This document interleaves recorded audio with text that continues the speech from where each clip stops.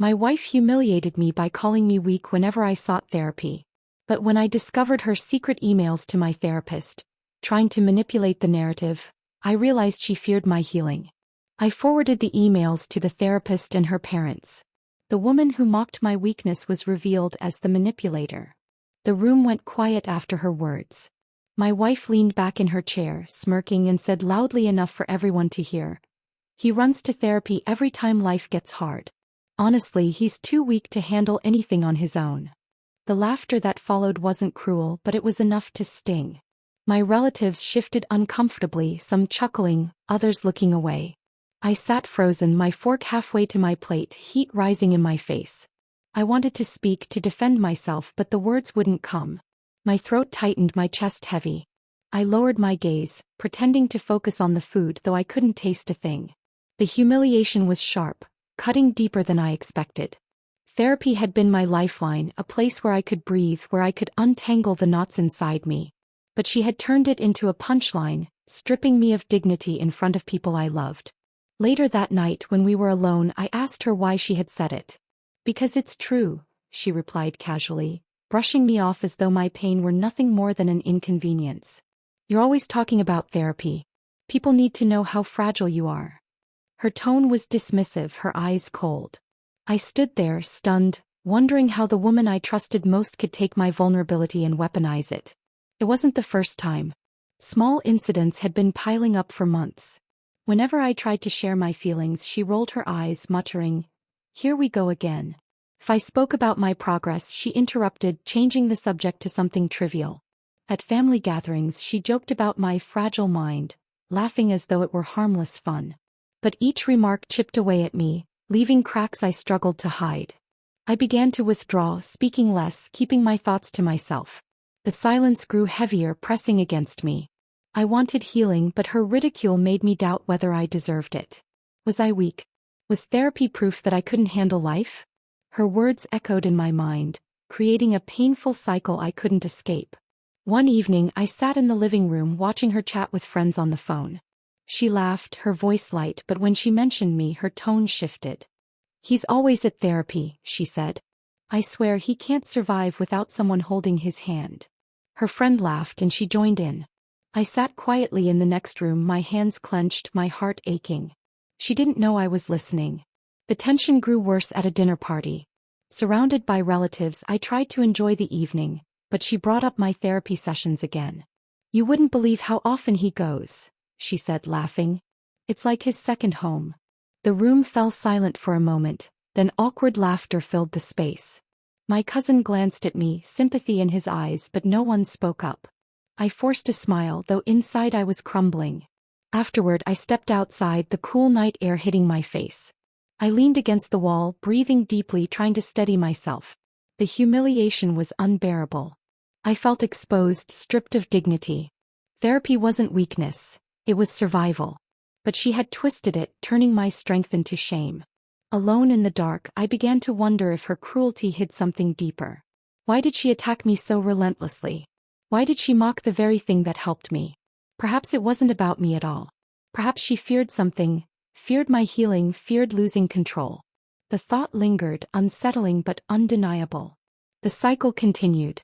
At breakfast, she dismissed my words with a wave of her hand. "You're too sensitive," she said. "Stop making everything about your feelings." At gatherings, she interrupted me, steering conversations away whenever I tried to speak. Her laughter echoed, sharp and cutting, leaving me silent. I started noticing her patterns. She mocked me most when others were around, when she had an audience. Alone, she was quieter, though still dismissive. It was as if she needed to prove something, to show everyone that she was strong and I was weak. The realization stung, but it also gave me clarity. One night, I sat in bed, staring at the ceiling. Her words replayed in my mind, each one a reminder of the cage she had built around me. I wanted to break free, but doubt held me back. Was I truly weak? Or was she afraid of what would happen if I healed? The silence became my companion. I stopped arguing, stopped defending myself. Instead, I observed, listened, waited. Her cruelty was no longer just pain. It was evidence. Evidence of something deeper, something she didn't want me to see. At another family gathering, she laughed again, calling me fragile. But this time I didn't flinch. I watched her carefully, noting the way her smile faltered when no one laughed as loudly as before. For the first time I sensed cracks in her confidence. Alone afterward I sat quietly reflecting. Her attacks weren't about my weakness. They were about her fear. And that realization gave me strength. The night was quiet, the kind of silence that presses against your skin. I sat alone in the living room, replaying her laughter from the dinner party in my mind, each word cutting deeper than the last. My chest still ached from the humiliation, but something inside me had shifted. I wasn't just wounded anymore. I was alert. Watching. Waiting. It happened almost by accident. She had left her laptop open on the desk, the screen glowing faintly in the dark. Normally she was meticulous about closing it, locking it, keeping it out of sight. But that night she must have been careless. I walked past, intending only to switch off the light when a subject line caught my eye. Concerns about my husband's sessions. My breath caught. I froze, staring at the words. Against my better judgment I leaned closer and clicked. The email opened and my world tilted. It wasn't a casual note. It was a carefully written message to my therapist. She described me as unstable, exaggerated my struggles, painted me as someone incapable of progress. She wrote that I was dependent, fragile, prone to exaggeration. She even suggested that therapy was making me worse, that I was clinging to it like a crutch. I sat down heavily, my hands trembling. I scrolled through more messages, each one worse than the last. She wasn't just mocking me in public. She was trying to control the very person who was supposed to help me heal. Shock gave way to anger, hot and unrelenting. My wife feared my healing.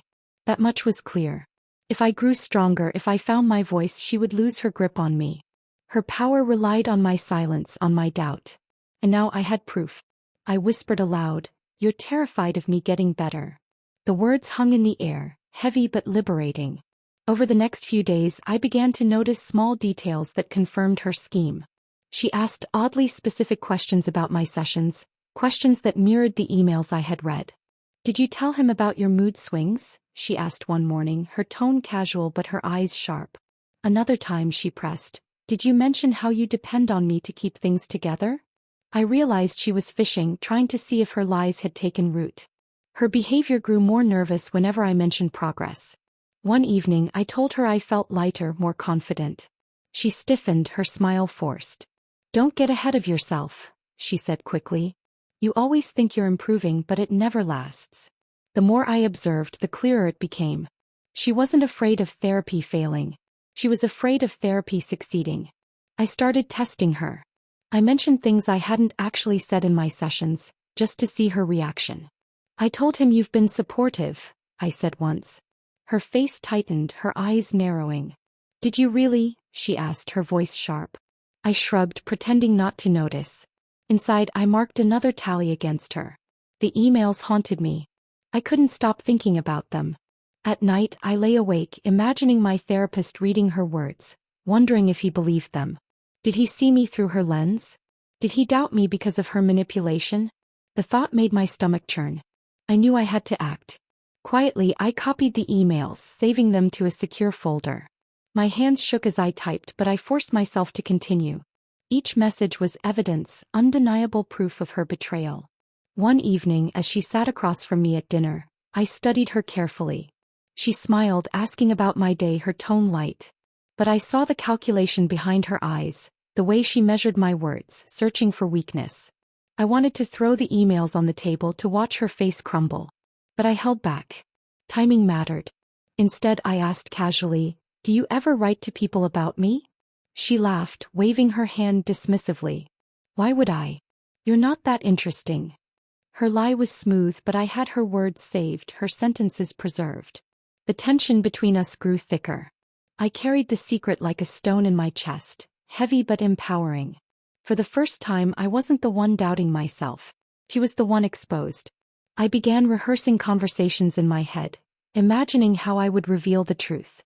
I pictured her parents' faces when they read her words, their loyal daughter stripped of her mask. I imagined my therapist's reaction, the shock, the recognition. But before that moment came, I had to endure her daily games. She continued to steer my answers, to twist my progress. "Don't tell him you're fine," she said one morning. "He needs to know how fragile you really are." I smiled faintly, hiding the storm inside me. Maybe I'll tell him the truth, I replied. Her eyes narrowed, suspicion flickering. The emails had given me more than proof. They had given me power. For the first time, I wasn't reacting to her cruelty, I was preparing. One night, I sat alone reading the emails aloud, my voice steady. He exaggerates his struggles. He depends on me. Therapy is making him worse. The words echoed in the room, sharp and undeniable. I imagined her parents sitting across from me, hearing their daughter's betrayal. The thought gave me strength. I closed the laptop gently, my decision clear. I would not confront her alone. I would expose her where it mattered most. I sat at my desk, the glow of the screen illuminating my face as I hovered over the forward button. My heart pounded so hard I thought it might break through my chest. The emails were ready, her words, her lies, her manipulation, all neatly attached. My therapist's address was typed in, her parents' address just below. I hesitated for a moment, the weight of years pressing down on me. Then I clicked. The sound was nothing more than a soft tap, but to me it was thunder. I leaned back, exhaling sharply, my hands trembling. It was done. Her mask, the one she had worn so confidently, was about to crack. The next day my therapist called me. His voice was calm, but I could hear the undercurrent of shock. I received the emails, he said.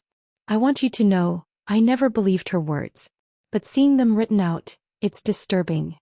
I swallowed hard, relief mixing with anger. She wanted to control the narrative, I said quietly.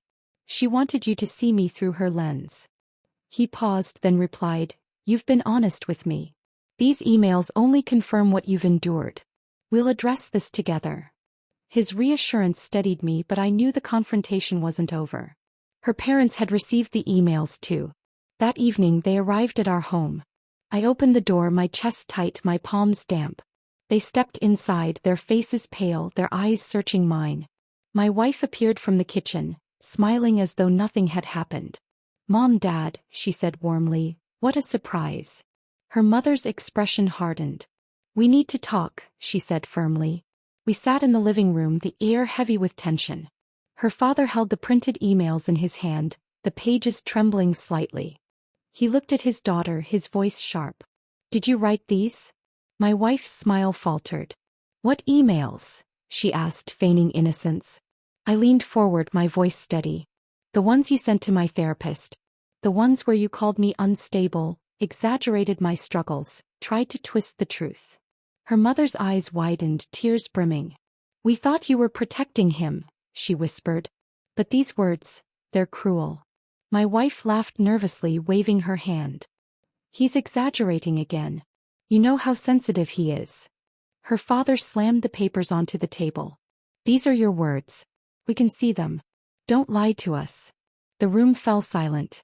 My wife's face tightened, her eyes darting between us. She opened her mouth, but no words came. I felt a surge of strength, a fire burning inside me. For years she had mocked me, silenced me, made me doubt myself. But now her own words stood against her. You called me weak, I said, my voice trembling but strong.